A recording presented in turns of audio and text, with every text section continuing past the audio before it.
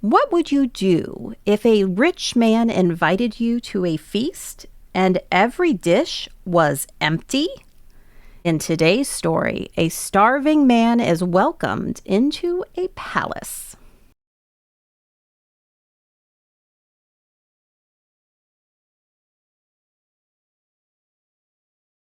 Let's look at the vocabulary and key places for our story.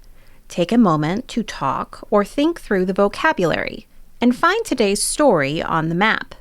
You might even compare its location to a modern atlas. If you have the lesson guide, now is a good time to pause, fill in the words you already know on the vocabulary page, and grab your blank map.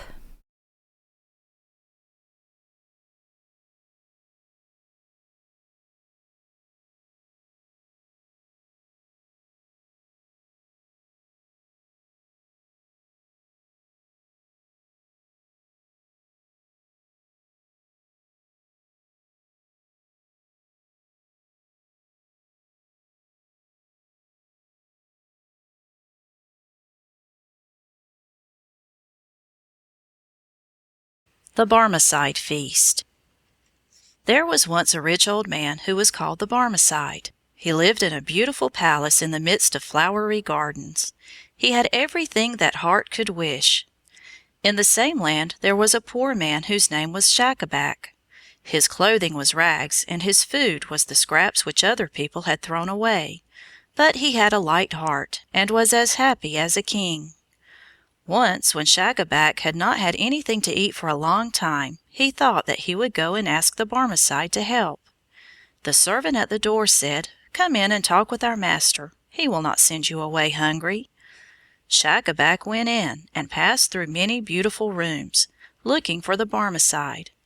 At last he came to a grand hall where there were soft carpets on the floor, and fine pictures on the walls, and pleasant couches to lie down upon. At the upper end of the room he saw a noble man with a long white beard. It was the Barmecide, and poor Schacabac bowed low before him, as was the custom in that country. The Barmecide spoke very kindly, and asked what he wanted. Schacabac told him about all his troubles, and said that it was now 2 days since he had tasted bread. "Is it possible?" said the Barmecide. "You must be almost dead with hunger, and here I have plenty and to spare."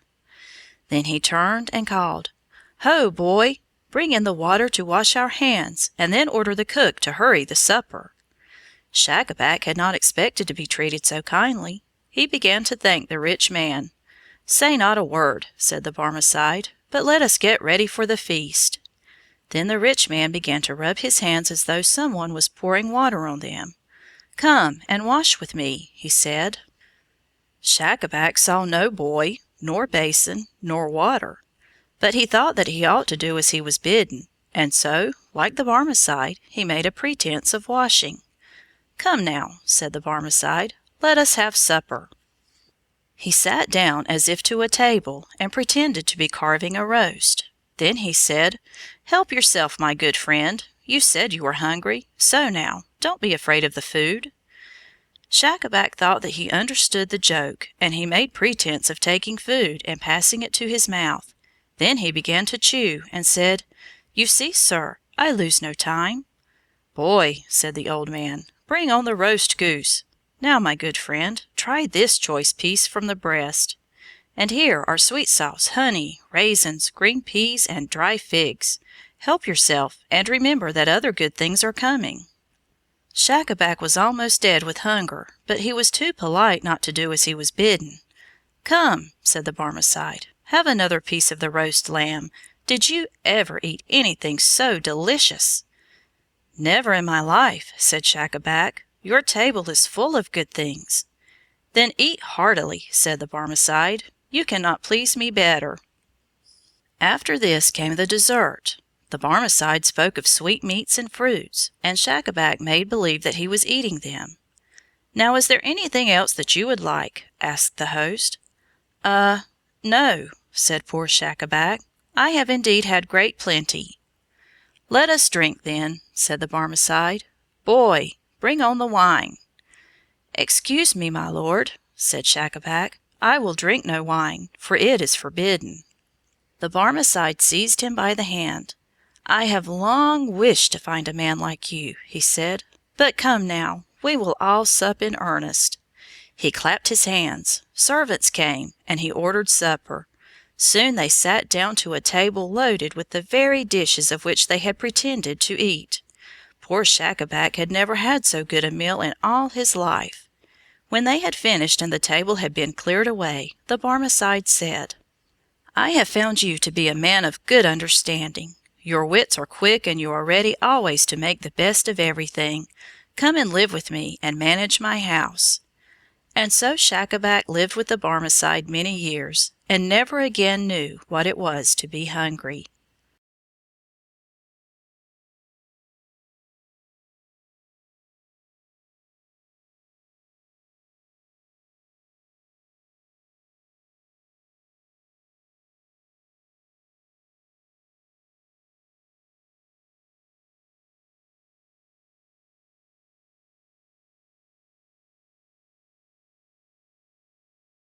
So what came of that empty feast? The poor man played along without complaint, and his host, delighted, called for a real supper and kept him for years after. We do the planning, the books come alive, your child does the learning. See you next time.